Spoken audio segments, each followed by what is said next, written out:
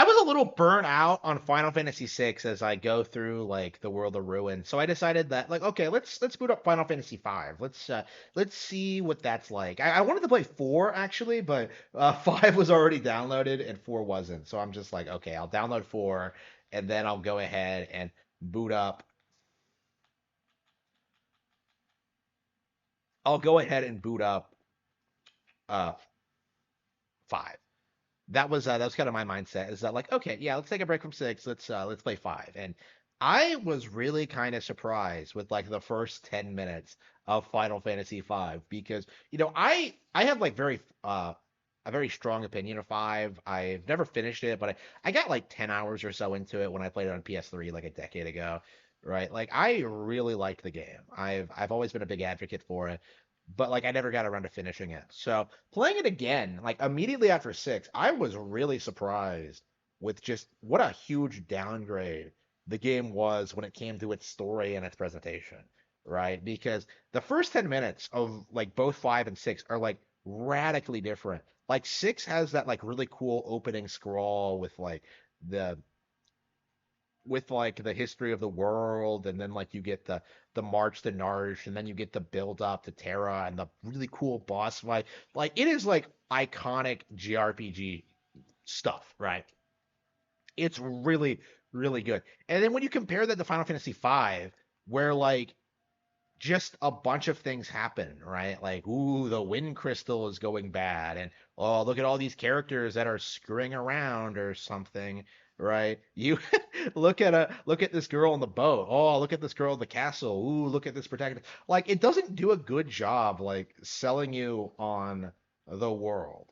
And I'm sure that's not going to be like the case later on.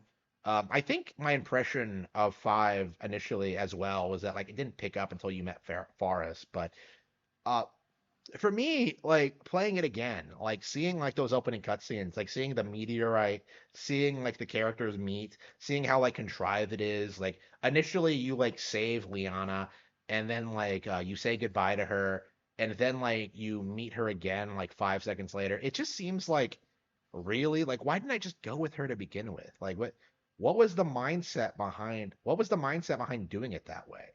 Right. And I guess it was like trying to do something a little bit different, trying to keep trying to keep you guessing as to what happens next. But it's like it's one of those things where it just feels like this isn't interesting. If you meet a girl and like you have some kind of connection, like why would you not stay with her, right? Like the whole like splitting up from her didn't make any sense to me. It was my genuine like response to it. And then like you stumble across a pirate ship and like yeah, who knows what happens after that. But yeah, like again, like Final Fantasy 5 and 6 are radically different from each other. It's really kind of insane. Like 6 has like all those really iconic visual cues and like those great character art, and 5 doesn't. Like 5 is like crazy with like how basic it seems at times. And I think that was like the intention of the developers was to like make it more reminiscent of like old school Final Fantasy, like make it more simple, make it more focused on like the unique gameplay aspects, the drop system specifically. Like I think I've heard that before. I'm not an expert on Final Fantasy V, so I can't really like conclusively say that. But it's weird like experiencing that in practice. Buying both games and playing them back to back in the way I did, right? Like it just comes off as like wow, they really do feel completely different. And it's not entirely a bad thing, too. Like, my recollection of Final Fantasy V, and it might be the translation I played, but this might be true for the remastered version as well. It was really funny compared to 6. Like 6 doesn't really have a lot of like really funny moments to it, I think. But 5 does. So I mean that's definitely like something to take into consideration about 5 is that like the plot doesn't really take itself seriously, and that doesn't really make it worse. It's just a preference kind of thing.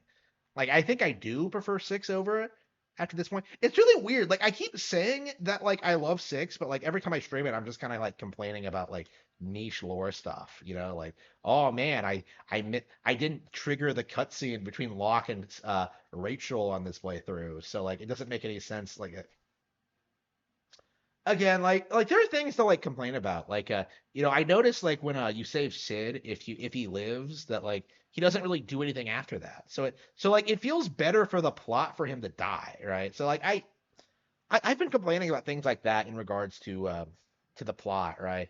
Shadow living doesn't really make a whole lot of sense. Like, there are definitely things to like complain about when it comes to Final Fantasy VI, but at the same time, it's like, it's an iconic game for a reason. And I think five, going by my recollection of it, is should be considered iconic as well, I think. I really, really want to see just how Final Fantasy five develops as I get through it. I probably won't play it again until I finish six, which I'm very close to doing. I'm on like the Phoenix Cave right now. That's actually what I've been grinding on in all these videos I've uploaded today, trying to get to the Phoenix Cave. But like I'm really interested in seeing just how all of these games hold up. I really want to like put together a top 10 Final Fantasy games list in which we take all the good Final Fantasy games and rank them. But yeah, we'll have to see. We'll have to see how I feel about that when I actually finish them. Hopefully in the next year or so. But until then, I will see you all next time.